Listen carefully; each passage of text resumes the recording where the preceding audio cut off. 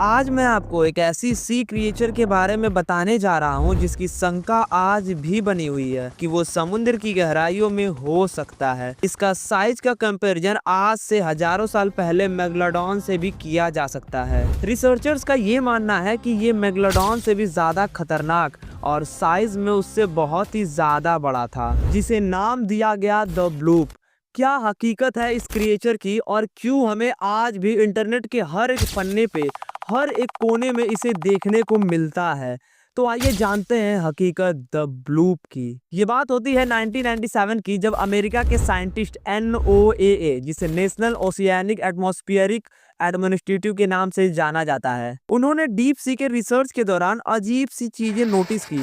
उन्हें एक मिस्टीरियस सी under water frequency बार बार receive हो रही थी। वो जो फ्रिक्वेंसी आ रही थी वो समुद्र की बहुत ही ज्यादा गहराई से आ रही थी। ये वेव फ्रिक्वेंसी इतनी ज्यादा अजीब थी कि किसी भी रिलेटिव फिनोमिना से वो मैच बिल्कुल भी नहीं हो रही थी। इतनी स्ट्रॉन्ग फ्रिक्वेंसी रिकॉर्ड होना NOAA के लिए एक बड़ी परेशानी बन चुकी थी। देखो, ऐसी अंडर वाटर फ्रिक्वेंसी को इंसानी कानों द्वारा बिल्कुल भी नहीं सुना जा सकता है। ऐसे साउंड सिर्फ हाइड्रोफोन से डिटेक्ट किए जाते हैं। हाइड्रोफोन एक अंडर वाटर माइक्रोफोन होते हैं जो किसी भी अल्ट्रा लो फ्रिक्वेंसी को डिटेक्ट कर सकते हैं। देखो, जो आवाजें इंसानी कान नहीं सुन पाते हैं वो सारी आवाजें अल्ट्रा लो फ्रिक्वेंसी में होती है और उसे सिर्फ हेडफोन की मदद से ही रिकॉर्ड किया जा सकता है। और इसीलिए इस इंसिडेंट को द ब्लूप डॉक्यूमेंट किया गया है, क्योंकि ब्लूप का नाम साइंटिस्ट ने इसी लो फ्रिक्वेंसी वाले साउंड को दिया है। देखो, इतने सालों के बाद भी आज तक द ब्लूप एक मिस्ट्री बना हुआ है और इस चीज का कोई भी सॉलिड एक्सप्लेनेशन किसी के पास भी नहीं है। इसीलिए कई साइंटिस्टों ने इसे एक क्रिएचर का नाम दिया है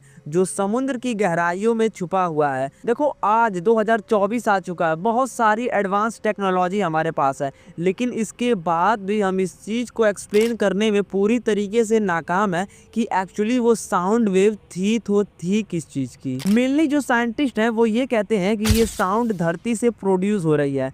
1997 में रिकॉर्ड किया गया ये साउंड अब उनकी डॉक्यूमेंट्री का एक अहम हिस्सा बन गया है। देखो, इस आवाज को पैसिफिक ओशियन के इर्द गिर्द रिकॉर्ड किया गया है और जिस हेडफोन में ये सारे साउंड वेव रिकॉर्ड हुए थे वो एडमिनिस्ट्रेटिव से करीब 3219 किलोमीटर दूर है। देखो, अगर आपको ये साउंड वेव सुनना है तो ये इंटरनेट पर आज भी रिलीज कर दिया गया है, जिसकी आवाज मैं आपको अब सुनाने जा रहा हूँ।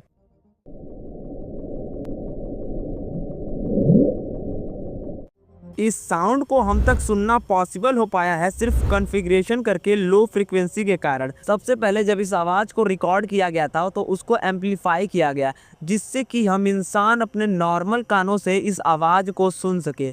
आपने ये आवाज़ तो सुनी ही होगी, आपको सुनने के बाद ये आवाज़ कैसी लग रही है ये चीज़ एक बार आप हमें कमेंट में बताना। देखो, NOAA ने अपनी टेम्पररी एक्सप्लेनेशन देते हुए ये कहा है कि ये साउंड वेव आइसबर्ग के टूटने से आई है, पर ये एक्सप्लेनेशन बिल्कुल भी सही नहीं है। देखो, सेस्मोलॉजी डॉक्टर रॉबर्ट ने भी आइस टूटने वाली एक्सप्लेनेशन को सही बताया था, क्योंकि जहां पर ये आवाज़ सुनी गई थी उसके इर्द गिर्द ही एंटार्क्टिका है और ये कहा गया था आइसबर्ग टूट रहा था और इसी वजह से ये साउंड वेव प्रोड्यूस हुई थी। पर बहुत सारे लोग आज भी ऐसे हैं जो इस एक्सप्लेनेशन को पूरी तरीके से गलत बताते हैं। कई लोगों का कहना है कि द ब्लूप एक बहुत ही बड़ा और बहुत पुराना दानव जैसा दिखने वाला जानवर है जो समुद्र की अनएक्सप्लोर्ड इलाकों में घूमता है। कुछ लोग कहते हैं कि ये एक मॉन्स्टर की आवाज है, तो कुछ लोग इसे एक जायंट क्रैकन की आवाज भी मानते हैं। पर आज तक कोई भी एक्सप्लेनेशन सही तरीके से, सही ढंग से नहीं बैठती है कि एक्चुअली में ये साउंड वेव, ये आवाज थी तो थी किसकी। देखो, एक रीजनेबल एक्सप्लेनेशन ये दिया जाता है कि ये जो भी जानवर है ये उतना ज्यादा एग्रेसिव नहीं है और ये समुद्र के बहुत ही गहराइयों में पाया जाता है और ये अपना पेट भरने के लिए छोटे जानवर जैसे ट्रेंट्रॉन को खाता है। और ये कुछ हद तक सही भी हो सकता है, क्योंकि अगर ये जानवर एग्रेसिव होता तो ये बाकी सारे जानवरों की तरह, यानी बाकी जैसे शार्क हो गए या फिर व्हेल हो गए, वो बाहर आता जानवरों का शिकार करने के लिए, जैसे कि दूसरे प्रेडिटर करते हैं। लेकिन अभी तक सिर्फ ये एक मिथ है। द ब्लूप की मिस्ट्री अभी तक एक अनसॉल्व्ड मिस्ट्री है। देखो, अभी तक जो इंसान है वो ओशियन का सिर्फ 5% हिस्सा है डिस्कवर कर पाया है, और बाकी 95% हिस्सा इंसान आज तक घूम ही नहीं पाया है समुद्र का, कि एक्चुअली में उन सारे अनएक्सप्लोर्ड पार्ट में क्या छुपा हुआ है, कौन से बड़े मिस्टीरियस चीजें, कौन सी बड़ी बड़ी मछलियां आज तक समुद्र के 95% हिस्सों में छिपा हुआ है। ये आज तक इंसान एक्सप्लोर कर ही नहीं पाया है, क्योंकि समुद्र इतना ज़्यादा बड़ा है, इतना ज़्यादा गहरा है कि इंसान कभी भी सोच नहीं सकता। तो आपको ये वीडियो कैसी लगी? अगर अच्छी लगे तो वीडियो को लाइक कर देना और चैनल को कर देना सब्सक्राइब। मिलते हैं अगले एक नए एपिसोड में। Thank you.